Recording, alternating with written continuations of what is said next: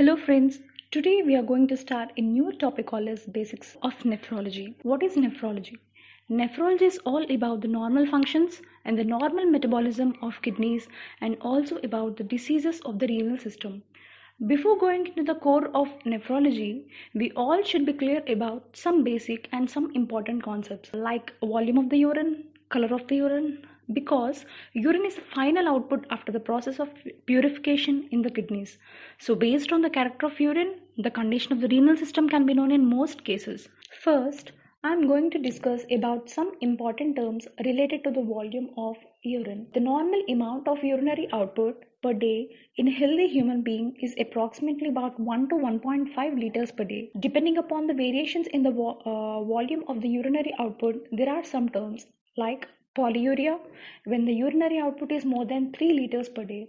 It is always not a reflection of pathological condition because it varies also with the seasonal changes. Example, in winter the urinary output is high.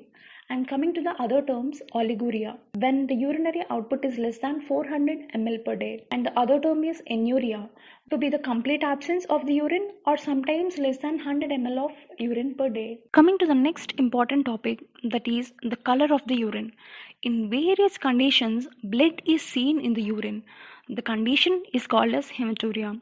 It is an important symptom of various pathological conditions all over the renal system. Before coming to the hematuria, we should know about the main parts of the renal system.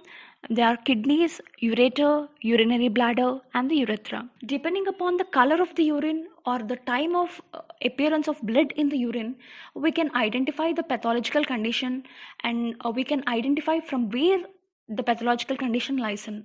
For example, if blood is seen at the start of voiding of urine, we can say that the pathology lies in the urethra.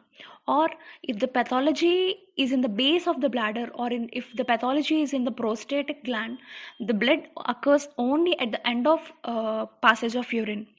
If the pathology lies in above part of the bladder, the blood is diffused throughout the urine. Apart from all these conditions, in some cases, we can see red cell CAS or the dysmorphic RBC in urine. Then it indicates that the pathology lies in the kidneys. In this way, depending upon the color and the character of the blood appearing in the urine, we can identify the part of the pathology in the renal system. Hope you guys liked this video. Please like, share, comment and subscribe for more videos. If you guys didn't like this video, please let me know in the comments what are the improvements should be done. Thank you.